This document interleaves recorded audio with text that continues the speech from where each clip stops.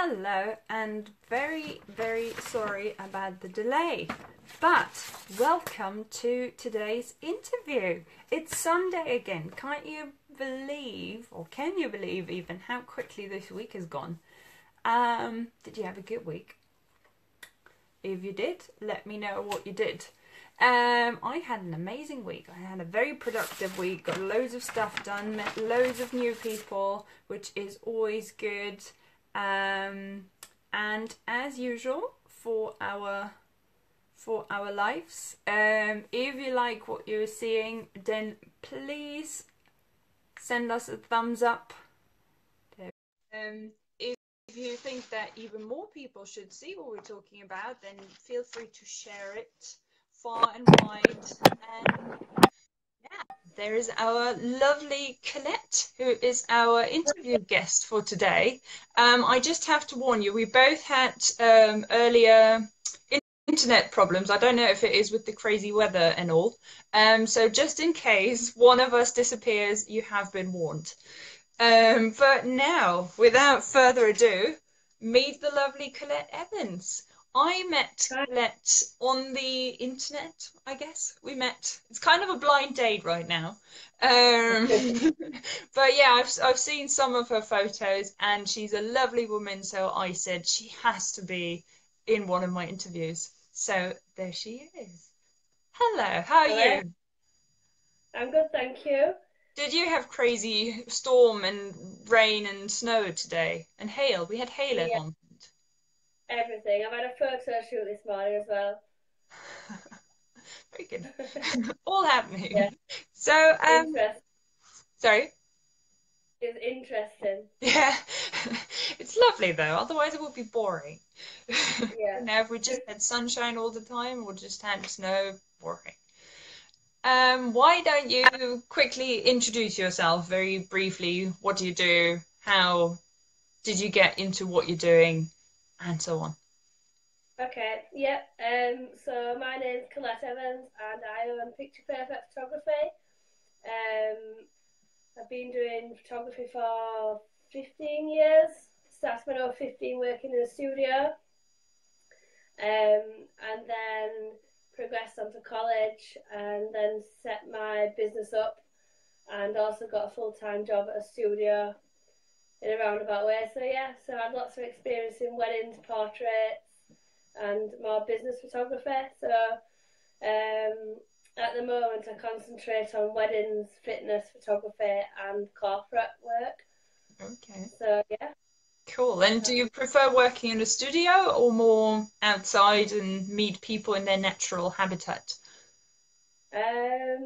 Recently in the studio. Okay. Yeah, so I've got a lot more confidence in the studio now. I've got a small studio at home, so it gives me time to relax and play about with lighting and things. Yeah. Cool. Cool. Very good. And it's really good to hear that you have your specialties as well and the things that you focus on. Yeah, Do you have any preference within those three, or do you like all of them equally? probably equally. However, I am more into the corporate side of things at the moment, just because it's the most recent area I've ventured into again. I did a lot of corporate photography when I worked for someone for 9 years, then left to run my business and mainly did weddings. Yeah. And that I've gone back to that, so it's kind of fresh and I'm seeing it with fresh eyes again. So yeah, weddings are always good fun, but obviously lots of pressure. Just a good job. I thrive on pressure. Yeah. Yeah, it's probably the one with the most time pressure and emotional pressure as well. I could imagine because emotions always fly high on wedding days, don't they? Yeah, yeah. I think you've got to know how to handle people in a nice way. Yeah. But Slap obviously the I've got a bride job. if But necessary. yeah, Calm down, I've got a job. woman. Yeah, I've got to. Thing is, you've got to keep people calm. You've got to be at places on a certain time. You've got to deliver the photos. It's not an easy job. I always say if you can be a wedding photographer and a successful one, then you can do anything, Yeah. basically. Yeah. Yeah. And is it just you? Because I've been to weddings where it was always two photographers working together, because then one can stay and do this side of things and one can focus on the location and things like that. Or you're a one woman show? It depends. So the client will opt whether to have two photographers or just myself. So I always advise two, just because you can basically get a lot more variety of pictures. And this sounds really selfish, but it's not. There's less stress for me, but that means I can concentrate on the bride and groom more and be a bit more creative rather than being rushed. Yeah, cool. Yeah. Good to know. Should I ever be so lucky? God, I just said that online. Anyway, so but yeah, that brought us almost to the first question. So I know at least one member in the group who is about to get married later this year. When you're looking at hiring a photographer, and I guess as we're talking about wedding photography, what should you look out for? So how can you tell who's a good photographer and who is just after your money and won't really deliver any pictures of value, I guess? Yeah. I suppose this is what I always say to people who come see me. For me, it's important you get on with your client and vice versa, because the photographer is going to be a guest at your wedding all day. They're actually going to be with the bride longer than the groom is. Yeah, true. So it's really important that you're comfortable with them, and then obviously have a look at the work, see if you can see full portfolios of work rather than just one or two photos that are good photos. It's easy to showcase one photo or two photos that are really good, but can you showcase a full set of photos from someone's day? Wedding photography is about telling a story. So I suppose there's that, and I do get asked, what if you're ill? What if you can't make it? What do you do? Well, my answer is obviously if they've chose to have two photographers, then they're covered automatically, because I always employ people who are more experienced rather than juniors, so I know they can handle it on their own. But otherwise, I've got lots of backup photographers that I can ring at last minute and ask. So I suppose there's that, and also I do get asked what happens if you lose all the pictures. Oh. Yeah, well, I try and cover myself with that. So the camera that I use shoots onto two memory cards. Yeah. So dual records onto two memory cards. So if one corrupts or goes wrong or breaks, then you've obviously got another backup there. And I also use two cameras at the same time. Yeah. So especially in this ceremony. Sometimes you see a photographer with two different cameras, and I was always like, do they really need that? Have you ever lost pictures? Or did they ever get lost? No, I've never lost any pictures. Okay. It's probably a nightmare. I'm just imagining the call. It's like, that wedding you had last week. Yeah, it's not good. But obviously, if you try the ceremony, I always shoot on two cameras, just in case. Yeah. And I've got so you at least you're getting some element of the key parts of the day. Yeah. And then if you have two photographers, you've got four cameras on you at one time. Wow, that's good. So the chances that you get at least some pictures out of it are quite high. Yeah. No, but it's very good to know that you never lost any pictures. Yeah. And yeah, probably I guess also another wedding related picture. You always have at one point the family pictures or the all guest pictures, and then you have those where you have to stand in a group.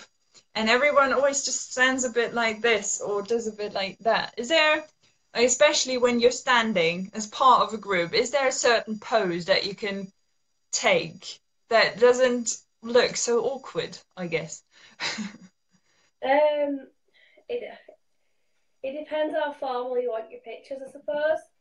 So I have recently started doing like a group shot where instead of all being, I would have normally got them standing towards the centre, so bride and groom in the middle, and then the guests on this side facing inwards, and the guests on that side facing inwards. So standing to the side, you can get more people in one photo in less space, if you like, and it also slims you down as well. Yeah. So yeah, because if you kind of sideways. Yeah, but recently I've started sort of just saying to people, well, if you two sort of go in pairs, say if there were six, so bride and groom, two bridesmaids, two groomsmen, you know, back to back on one side, bride and groom facing inwards, and then groomsmen hands in pocket, just kind of like facing skew with. Yeah. So it's just a bit more informal. Yeah, so I'm going to play around with that in 2018, I think. Making group shots look less posed. Cool. Yeah. Yeah, no, I think they look more interesting as well than when you just have those, you know, the fireplace pictures that the grandparents get where everyone's just like. Yeah, I mean, I've had bridal parties sort of lean on people's shoulders and cross, you know, feet over at the bottom, and you know, one bridesmaid's got the flowers up here, one's got it down, Yeah. but you know, side, and it just makes it a bit more interesting. Yeah, yeah. And one photographer once told me once that you have to have to feel comfortable in the position you're in. So even if you had the perfect pose that you have to take, if that person doesn't feel comfortable doing that pose, it will always show in the face. Can you Yeah, confirm that? Okay. Yeah, so I guess it's yeah. just about what you feel good in. Although at the same time, it can be it, some poses can feel a bit, you know, not so good to the person who's in the picture, but it can look really good to the camera. So it depends what type of photo or what situation it is. If it were a wedding, obviously you need to feel comfortable. But say like a fashion photo, then it's tough, basically. Yeah, they always put them in really weird poses, don't they? I'm Yeah. moving a lot today. There you go. You get me to move a lot. Um, yeah. So I'm just looking at the question. Yeah, we've done that. So a lot of pictures that people take these days. Although I've heard the selfie is dead. Um, I don't think so though. I still on Instagram and Facebook you still see a lot of selfies. And is there an angle, for example, that you where you should have your hand and the Yeah, phone? the higher angle. And actually, when I'm doing a lot of corporate headshots, even full body shots, people tend to like me taking them from above, so I'm always on a chair. So it's just about perspectives really, because you're going to look a lot narrower from above. Okay. Okay, so top. Does it matter if Yeah, right or left, or does that depend on the face you're photographing? depends on the person, but obviously make sure you've got good lighting. If it's daytime, by a window. I have actually got a selfie light. Yeah, I've got one So as yeah, well. This is the one that buy makes me. mirrors and selfie lights, can't you? Yeah, so sorry, I'm just taking mine off, you know, just showing it to people. Yeah, This is a selfie light. yeah. So, and then you Yeah, just clip it onto your phone, and it just makes you look. There you go. So that's me without it, yeah. and that's me with it. Ta-da! That's the thing. Do Yeah, you know? And someone actually asked that because natural light is the best, and you mentioned it. If it's daylight, then do it by a window. But if it's night, like now, and you don't have natural light, what is there a tip to fake natural light? Is that possible? but like I am now with a big LED light that I've got on. Yeah. So yeah, so Is I'll just show you. This is yeah. all gonna go wrong, I think. But anyway, it's a bit excessive. I've got it on a stand. Yeah. I need to reposition that now. Yeah. We have to pull it off the desk. There we go. Very good. Very good. Beautiful. Now, because I find the selfie light a bit cold, the light, but maybe that's just me and being weird. So I have no idea about I mean, photography. if you really want to go to extreme, this one that I've got, it's just from Amazon. It's an LED light for video, and you can do it cool or warm tones. I've got on the warm one. Oh, okay. That's interesting. So, If Natasha, you I want hope to you heard that. That was her question. That's why. I didn't know that. So, camera light it was called. it's just a LED video light. Video. So I suppose if you do video, like homemade videos as well, it would be quite good because you can change the color temperature. Ah, that is very good. Yeah. But it didn't look very portable. No. Well, you can take it stand if you want. Okay. But yeah.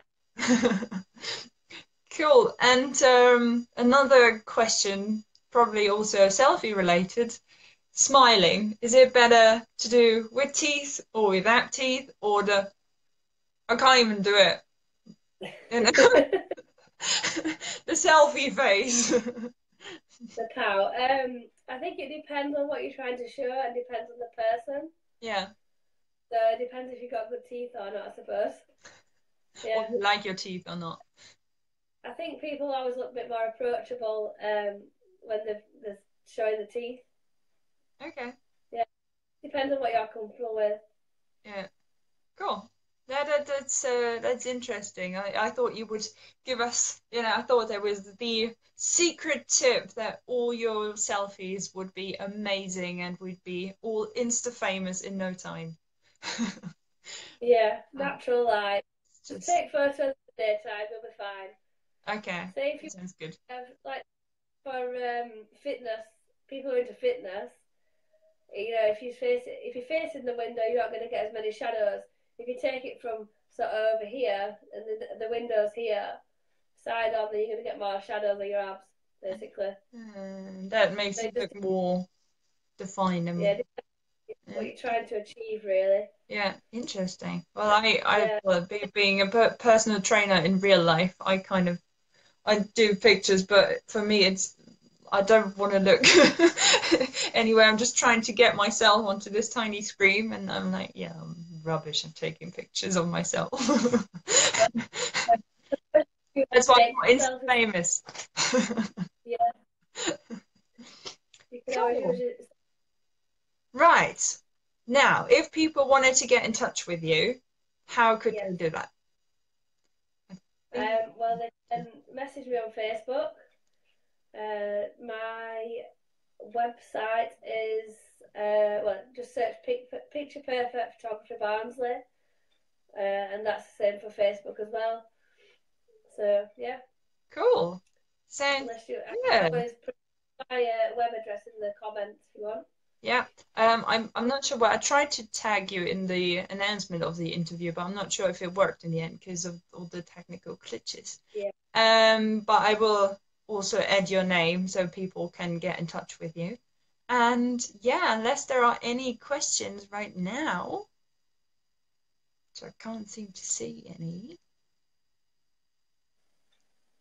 then I'd like to say thank you very much. It was very uh, informative. I definitely learned a lot. I know about natural light and the poses and why wedding photographers always have two cameras with that's it. You do, them. but just know with wedding photographers that if they look a bit stressed, it's probably because they're on a time constraint, but they're not being grumpy really. Okay, yeah, that's true. Sometimes they do look a bit grumpy, but yeah, Yeah, they probably have the hardest job on the entire day. Because then at yeah, least after, all the yes has been said, the bride and groom can relax and all the family gets a bit more relaxed as well. But the photographer still has to keep be switched on and capture all the yeah. moments. They do, and it's a long day, you know. Sometimes I'm there from sort of half half 10 o'clock in the morning till like 9 at night, and we don't particularly get a break in that time. Yeah, Only when the bride's having their meal. So another tip: always feed your wedding photographer. They'll there are appreciate you people for who it. don't. Sometimes not know. So Wow, that's yeah, it. there's a tip for you. But yeah, Cool. So that's the lesson we learned. Always feed your wedding photographer. yeah, Cool. that's So it. thank you very much, Collette. I hope you'll have a great evening and I'll speak to you soon. All right. Bye Thank bye. you. Bye.